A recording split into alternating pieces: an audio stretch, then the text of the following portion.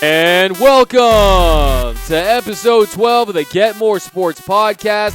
My name is Doug McCain. Thanks for rocking with us once again. On today's episode, we're going to give you 10 takeaways from the NBA Finals, where last night, the Toronto Raptors, they got it done. They win the first Larry O'Brien, their first championship in the Raptors' 24-year franchise history.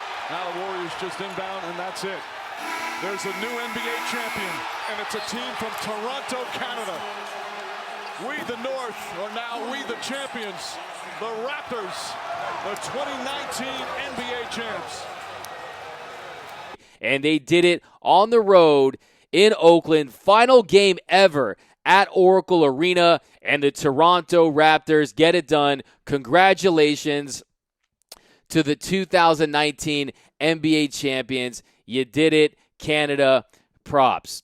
But I just like to say, Canada, you got to love it. Canadians, they've gone crazy. The whole country has just gone basketball crazy.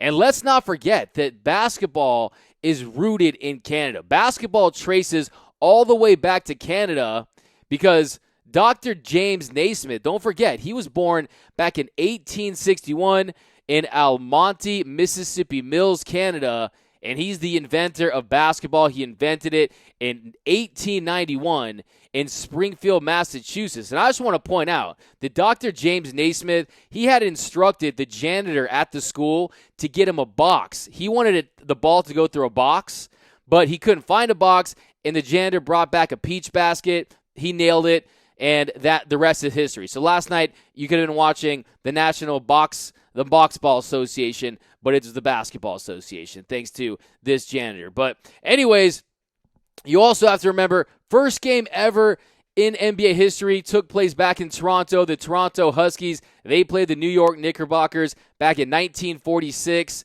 making it the very first NBA game in history. And the first guy, if you're wondering, to make the first shot in NBA history, his name was Osi Sheckman. But getting into last night's game, the Raptors took care of business. And you got all these people talking about injuries for Golden State, and Clay goes down with a gruesome injury. You hate to see that. But the Raptors did it. You can't take anything away from Toronto. And we're going to give you 10 takeaways from the finals. So we're going to start off with number one. Number one, it's obvious after last night. He has seized the throne. He is the best player in the NBA. I'm talking about Kawhi Leonard. I told you a couple weeks ago, KL stands for Kawhi's League, and it is just that. Kawhi Leonard, you are now the best player in the NBA, and there's no way to dispute it. Who is you competing with? Of course, LeBron James. He's had that title for over a decade now, but LeBron, groin injury, aging, doesn't look like he's the same player, even though he is clearly, on some nights, looks like he can still be the best player in the league, but he's not that anymore.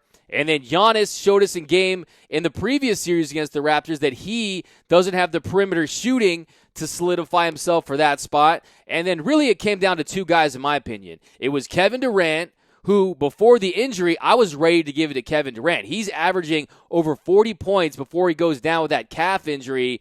And he really looked like he was peaking, that he was playing his best basketball, that he was just in such a zone.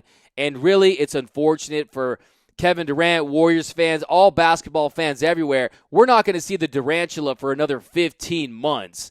And really, that's a tragedy, in my opinion, as far as NBA goes. But Kawhi Leonard, you earned it. But let's look into it. So he scored 22 points last night. It was his lowest output of the finals. But you got to forgive Kawhi Leonard. He still played a great game. He was solid, and give him credit for deferring to guys like Van Vliet, guys like Pascal Siakam, guys like Kyle Lowry, who had a great night yesterday. So Kawhi Leonard, last night wasn't his signature game in the finals, but still it was a decent performance. But let's just take a look at why he has why the torch has been passed from LeBron to Kawhi. Why is he the best player? Let's take a look at this historic run in these finals. So he becomes the first player in NBA history to win a Game 7 with a buzzer beater.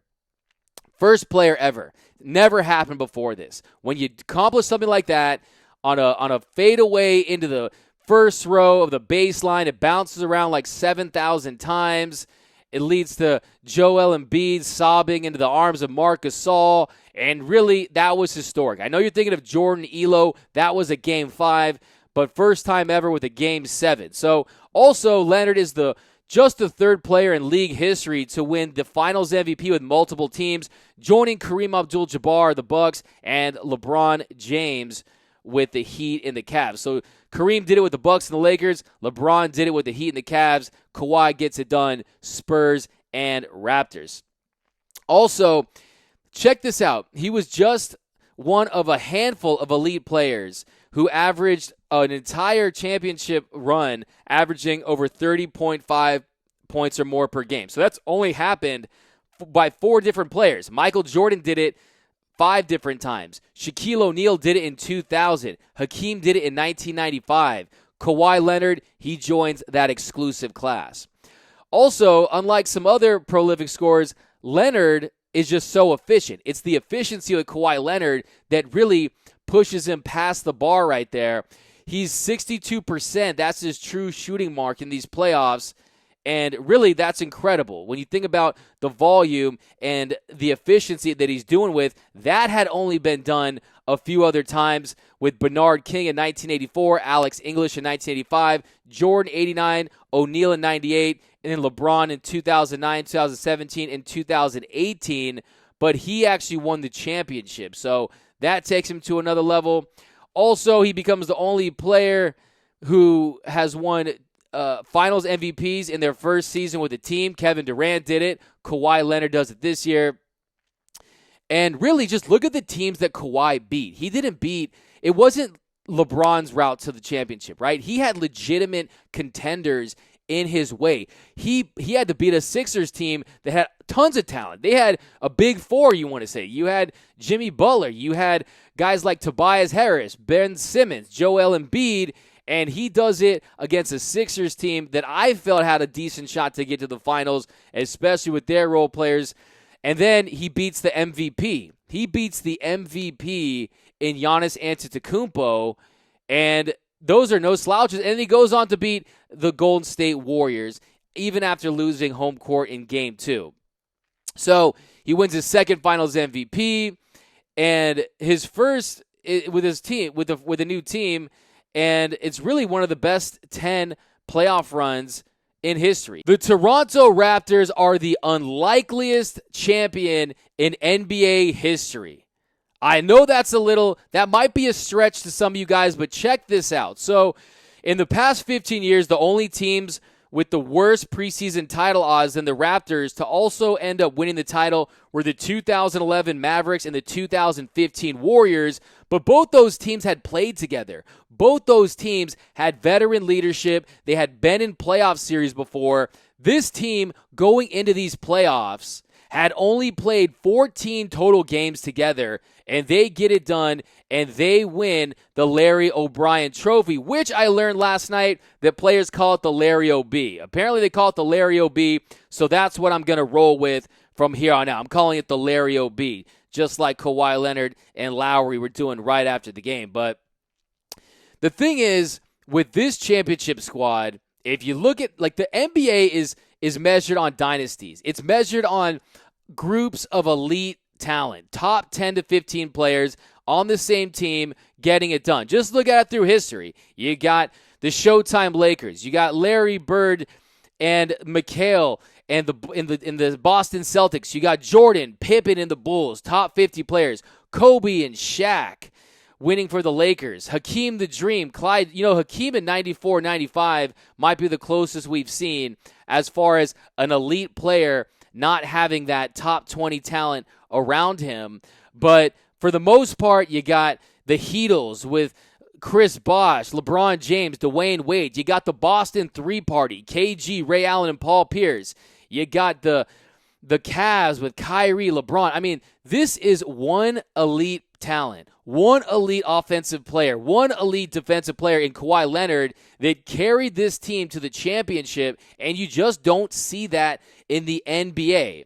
You don't see that, and also you combine the fact how this roster was constructed. It was really the genius of Masai Ujiri. If you've listened to me, you know that I've been singing the praises of Masai Ujiri, who apparently the Washington Wizards are going to offer him $10 million per year and an ownership stake. So he has a decision to make. I hope he stays in Toronto. Also, did you see that security guard try to get into it with Masai Ujiri? I mean, this guy is the president and GM of a championship squad, and you're trying to mess with him getting onto the court, and now they're trying to press charges. Come on, man. That's a little salty. That's ridiculous. Masai Ujiri. But anyways, look at the way Masai Ujiri constructed this lineup. It makes it that much more of a mind-blowing result in the fact they were able to get this done. Heading into Game 6, only 2 of Toronto's top 7 were drafted and developed. Pascal Siakam, he was picked in the 27th round, and he also spent time in the G League. So he was definitely not a touted draft pick, and they had to develop him to get him to where he is today. And then Fred VanVleet. You know where he was drafted? He wasn't drafted. He was passed on by every NBA team in 2016 when he came out of Wichita State. And like I said, Fred VanVleet, he caught the heat. He did it again last night, and he was a big part. He was as important as anyone on that court last night for why the Raptors got it done in Game 6. Without Fred VanVleet, I think we're looking at Game 7, and last night proves that.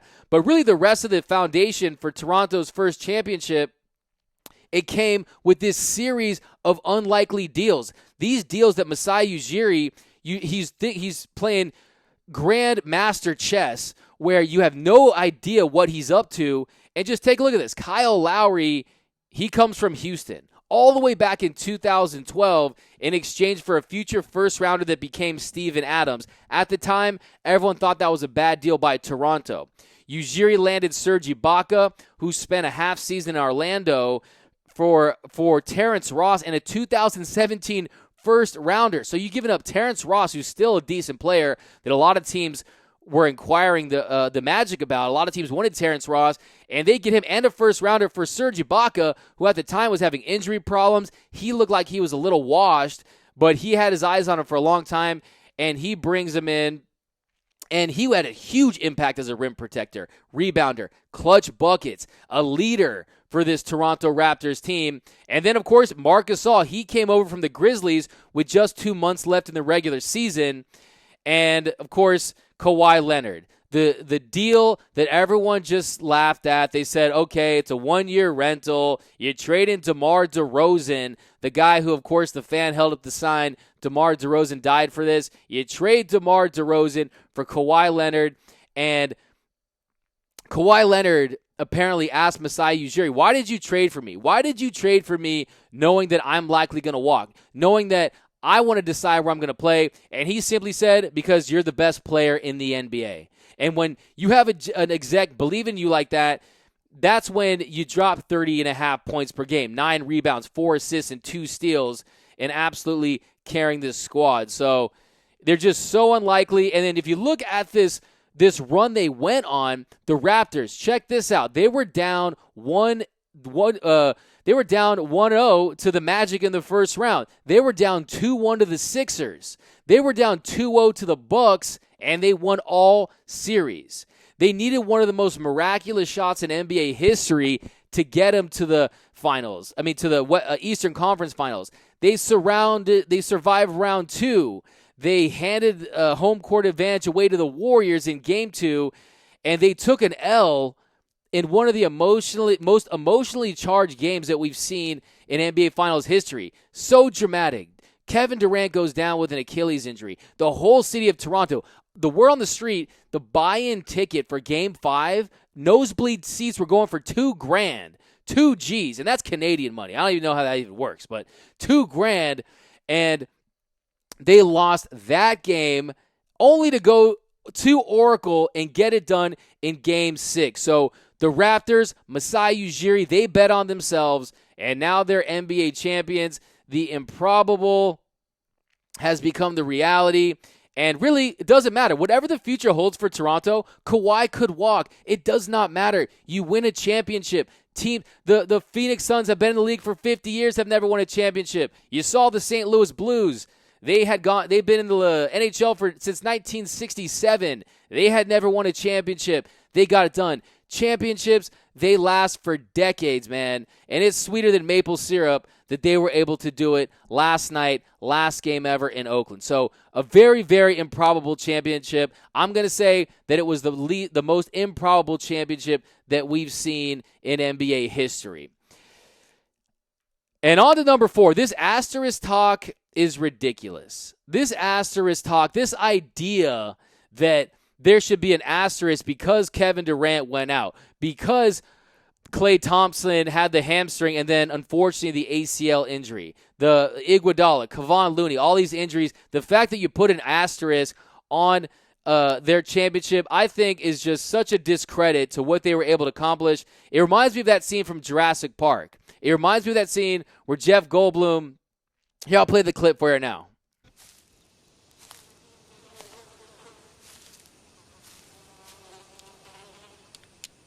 That is one big pile of shit. Because that's exactly what that is, okay? And don't kid yourself. In June, no one's 100%. Kawhi Leonard, he was not 100%.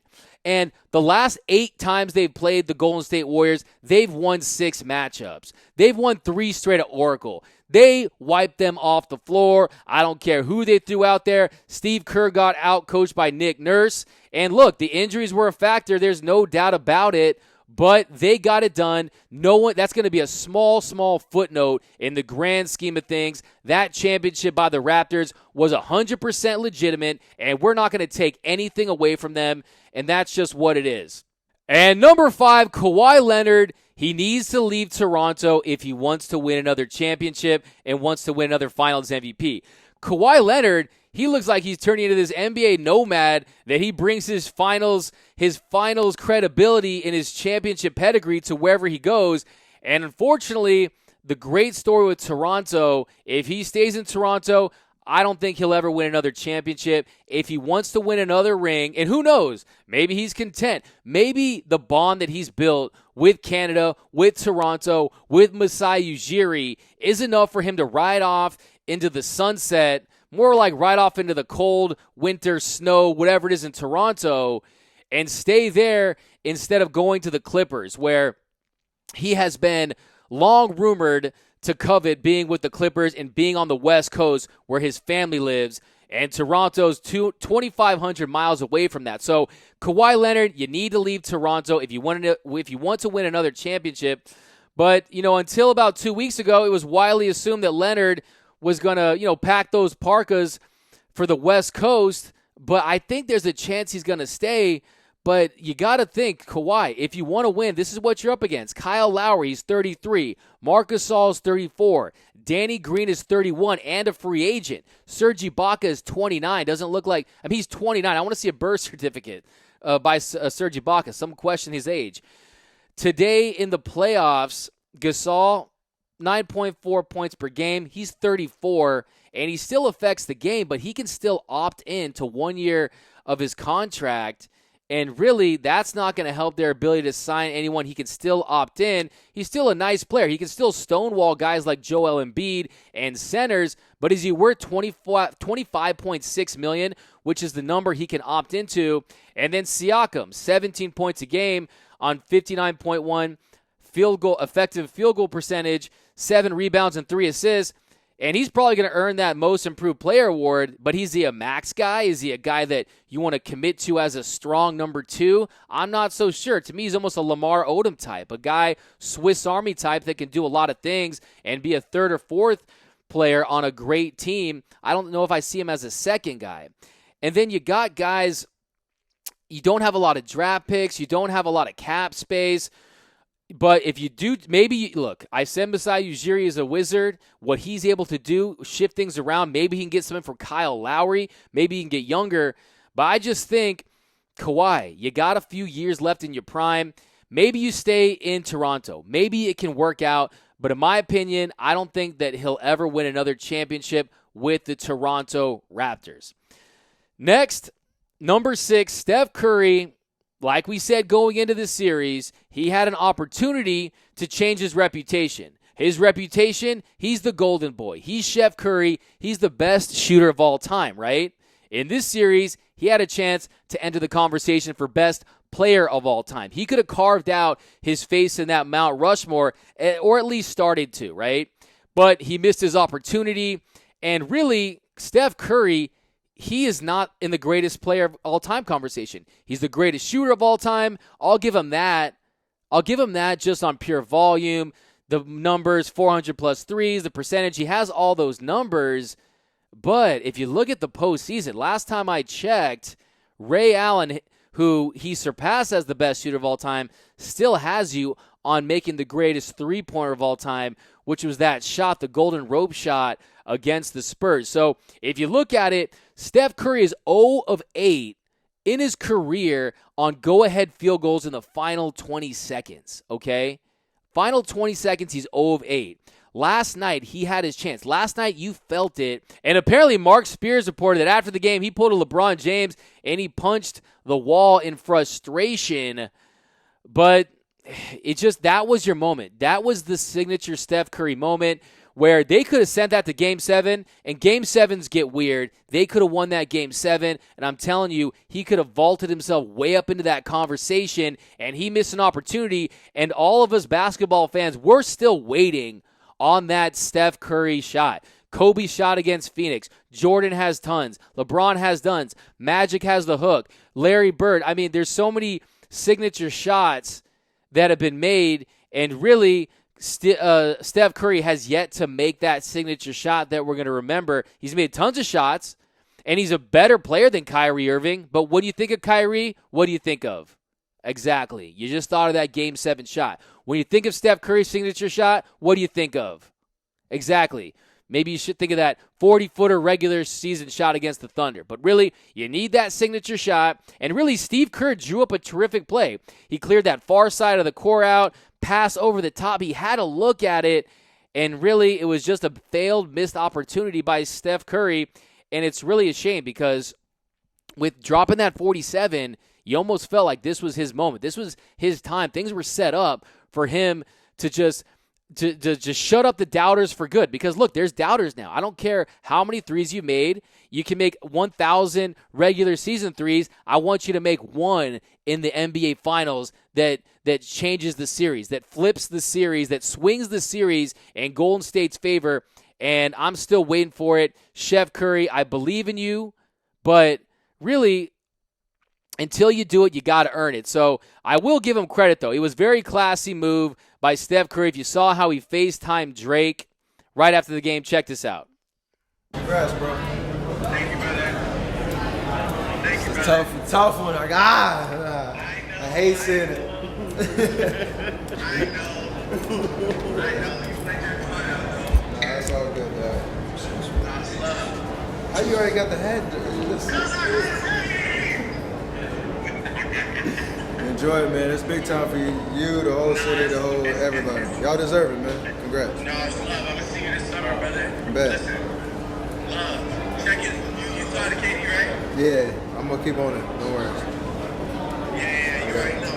Make sure he's right. Much love. Send my love. Send my love. Send my respect to the family. Tell Clay, even though he called me a pussy the other day, it's all good. I'm gonna But that's like, yo, enjoy yourself, man. All summer. I'll catch you. All right, bro.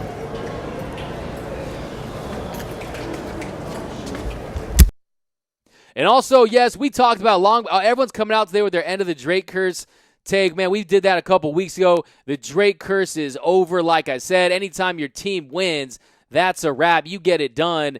It's like the Chicago Cubs bringing in Bartman on the Billy Goat to throw out the first pitch. Babe Ruth winning a championship, hitting a walk-off with the Red Sox, something like that. That curse is a wrap. The Drake curse, it's over. Look for a new curse. And Drake was hilarious. After the game, if you saw, Drake basically is doing post-game press conferences like he played for the team. This is poetic. You just gotta watch it happen. The 6-6. Kyle Lowry with the ring. Kawhi Leonard bringing the chips to the city. I want my chips with the dip. That's all I know. I don't want my chips plain. I want my chips with the dip. So bring them dips. That dynasty's over. We did what we had to do. Praying for KD, praying for Big Poppy, but tonight belongs to Toronto. It's not about what it means. You know what it means. You can turn your cameras up to the screen and know what it means. We did this. We did this off of heart. We did this off of love. We willed this into existence. We manifested this. I told you the first time. People like to make memes, make another meme out of this. It's beautiful. Look at my brothers up there celebrating it. It is what it is. You see what my hat says. Not finals, not East. He was talking about he wanted his chips with more dip. I have no clue what he was talking about. And you know he had those ghostwriters ready, writing a song for Drizzy Drake, a little championship song. And apparently Drake's going to bring that private jet, and they're going to make a trip to Vegas and then to Miami. So, man, that Drake hangover this morning must be all kinds of epic. So, and next we got Klay Thompson. Klay Thompson is a boss. Klay Thompson is a warrior to the 100th power. I mean, this guy is a straight-up G, and really it was heartbreaking. Nothing short of heartbreaking, considering it took place 72 hours after the Warriors got Kevin Durant back in Game 5. They lose him, and he was torching. He was Game 6 Klay. Game 6 Klay is a thing. And Klay Thompson was out there dealing. He had that fire in his eyes, and this guy was just going off. He had 30 points. He had a game high, even though he went out when he did. 30 points. He went 8 from 12 from the floor, 4 of 6 from 3, all 10 free throws, and really it just gave me goosebumps when he walked back onto the court. Check out Klay Thompson walking back onto the court. He was walking to the locker room, and then somebody yelled something. He turns around to shoot the free throws. Then you can take him out, obviously. And got the huge roar from the Oracle crowd. Very similar to the Boston experience of Paul Pierce when he came back onto the floor. But the difference is this guy. A la very reminiscent of Kobe Bryant doing it after the Achilles injury. He comes in there unconscious, and he sinks 2 free throws despite having a torn ACL. And really, you just hate to see that for Klay Thompson. He's been one of the most durable players in the NBA in his time with the Golden State Warriors. To see him go out the way he did was really just very, very tragic. But apparently he told Steve Kerr that he only needed 2 minutes and he was going to get back in there. And apparently he told KD that he was going to play Game 7. So, Klay, you are a warrior. We salute you. Speedy recovery.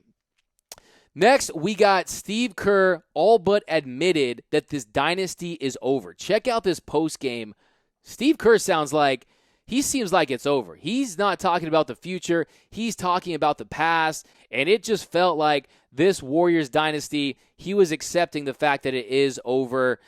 And number 9, probably the hottest take of this, the Golden State Warriors are not going to make the playoffs next year. They will not make they're going to go from being a dynasty of a potential 4 or 5 to a franchise that will not compete in the NBA playoffs the following season. And I'll tell you why. Steph Curry, first of all, Steph Curry is he's the guy that you would expect to have injury problems. He's the guy who had chronic ankle injuries, and now teams are going to load up on Steph Curry. One of the reasons why he was able to stay healthy was you had Durant, you had Klay that could space things out and keep defenses honest. Now defenses, what they're going to do is they're going to go study the tape of when Steph Curry was at Davidson. If you look at the tape, all teams would do is they would load up. You want to talk about a box one? They are going to send the house to Steph Curry. They're going to wear him down. My over-under on games of Steph Curry next year, maybe 65, maybe 60 games. I'll give him 60 games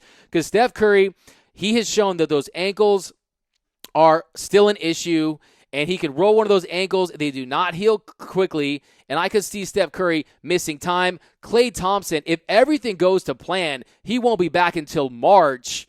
And even then, that's way, way deep into the season, a month away from the playoffs. Kevin Durant, this is just tragic. I talked about it last time. This is a guy who was headed for top 5. We won't see him for 15 months. He's going to, now you say he missed Steve Kerr said he's going to miss an entire year plus summer, okay? So how is that body going to react after 15 months of not playing basketball? So there's that. They don't have anything coming through the pipeline as far as young talent. They got Kevon Looney still a project. Jordan Bell still a project. They let McCaw walk. They don't have anything they can do, especially if they do the right thing, which is pay Kevin Durant and pay Klay Thompson. So the Warriors will not make the NBA playoffs next year. I hear a lot of people say they'll be fine. They'll make a 6 seed. Playoffs next year, Lakers are going to be the favorites because they're going to get AD. They're going to get somebody. I think it's going to be AD very imminently. I see that happening. I see, of course, the OKC Thunder. I see the Trailblazers. I see the Jazz. I see the Nuggets, Rockets, Clippers, and I think that Phoenix or the Sacramento Kings, one of those teams is going to take a leap this year, and I think that happen. I think the Minnesota Timberwolves, a year without Jimmy Butler, I think that Cat and Wiggins can make a leap, and I just don't see a scenario where top Mavericks are going to make the playoffs next year. I've already said like 9 teams, 8, 10 teams, they're going to contend for the title. The Golden State Warriors will not make the NBA playoffs next year. Maybe it's the best thing for them. It'll give them a whole entire year. Maybe look what it did for LeBron this year. LeBron didn't make the playoffs, and we'll see if that pays dividends. And if he's fresh for the upcoming season, maybe they need that. They can start getting a nice draft pick, but the Warriors are not going to make the NBA playoffs next year. And my final takeaway today is the NBA's injury problem. It's the NBA's dirty little secret. They need to do something about it. The NBA has an injury problem, and something needs to be done. They cannot ignore this problem moving forward, or it's really going to start to hurt the league. Now, if you look at ratings, last night's game, ratings were up big time. You would think that, hey, no LeBron James, and you got Canada, you got Kawhi Leonard, a player that some people thought was, quote, boring. The NBA ratings were huge. They were up from 2017 and 2018 last night. It drew a 13.2 overnight rating, peaked at 17.5, and it was up big time. So really the NBA is thriving, but the injuries are going to cost it moving forward, because if you just look at the data, there's some serious issues. Last year, NBA injuries were up 42% from this time last year. Players missed over 4,000 games.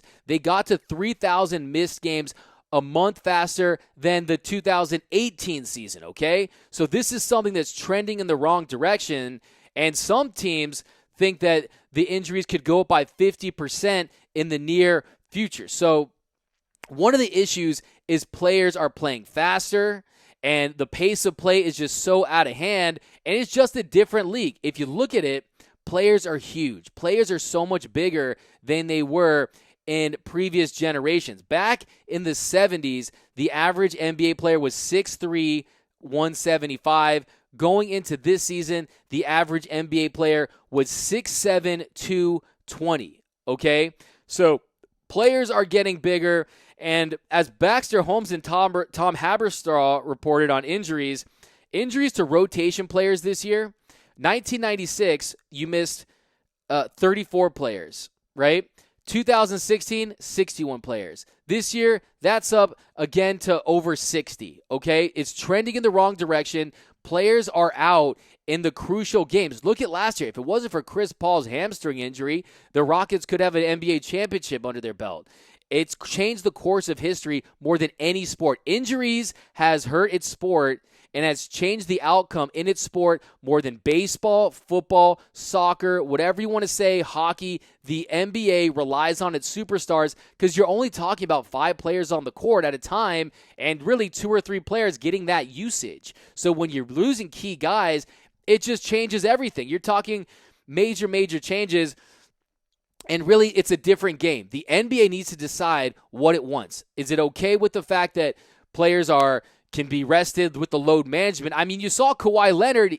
They won the championship because they had sat him out 22 games. He still was walking around, like you said, like the Walking Dead, limping around after the game because they had no more games to play, and he had missed 22 games, okay?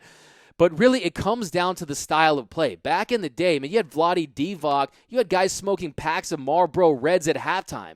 Guys jogging around. Now every possession is lights out. They're playing games at a more intense level. And just look at the numbers. Last season, teams averaged 106.3 points per game.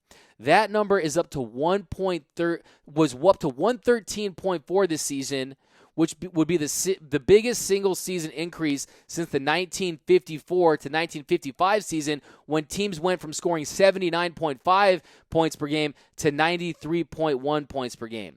Last season, there were 5 teams that finished with a pace over 100.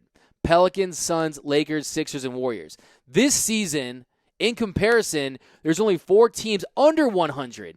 Grizzlies, Nets, Pacers, and Spurs. None are below 97. Pace of play is ridiculous. You guys remember the Phoenix Suns, right? You guys remember the 7 seconds or less. That was the team that was the blur. That was the team with Mike D'Antoni that changed the landscape of the NBA. Well, in that season, they played at a pace of 96.7. You know what place that would place them in this year? That would put them in last place. They would be the slowest team in the NBA at 96.7. And really, it just needs to change. I mean, last season, the team scored over 140 points in 13 times. That already happened 5 times in the first week of the NBA. So for you guys, that it's almost like the baseball. Baseball thinks more home runs. They like the long ball. NFL, they're trying to protect the quarterback, get more points. The formula appears to be the higher the scoring, the faster the pace, the more exciting it is. But really, they're compromising their players. And really what needs to happen, they need to find a way to keep these players healthy. Because, look, it doesn't make any sense, right? You would think the advancements in medicine, you would think that training, science, all that has just gone light years, right? We're so advanced, yet players are missing more time. And the reason is the medicine has advanced to a point, but so has the game itself. And really, they need to make less games, bring it down to 76 at worst. Extend that preseason. You can't shorten the preseason because you got to give players time to get their legs under them. And really, you definitely have to, first of all, the first round is a formality. The first round of the NBA is a joke. The NBA playoffs is 2 months long. That's ridiculous. It's too long. They need to go down to 5 games.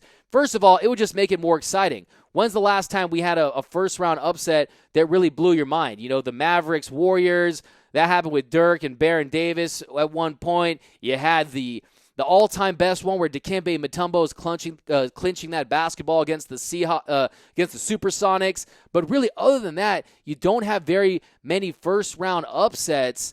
And that would also just help you give a March Madness feel, because that formality of the first round is just boring in and of itself, and you just don't need this many games to decide who's going to be the playoff, who's going to be the champion of this league. And these owners really need to take a serious look at this, because the NBA has been plagued by injuries, and now more than ever with Kevin Durant, with Klay Thompson, we are losing. The NBA has lost 2 of its top 10 players in the course of 72 hours for a year, okay? Show me a sport that's happened in regularity. It doesn't happen. The pace of play is ridiculous. The amount of games, players are bigger. They need to find a way to get it done, to find a way to get these players healthy and keep them on the court. But that's going to do it for episode 12 of the Get More Sports podcast. Thanks for rocking with us once again. We're going to dive deep into all the NBA offseason, get more into the NFL, baseball. But that's a wrap for the 2019 NBA playoffs. The NBA is a wrap. Congratulations to the Toronto Raptors. You can find us wherever podcasts are found. You can find me on Twitter at DMAC_LA. Hope you guys have a great rest of your weekend. Happy Friday. Thanks again, and I'm out.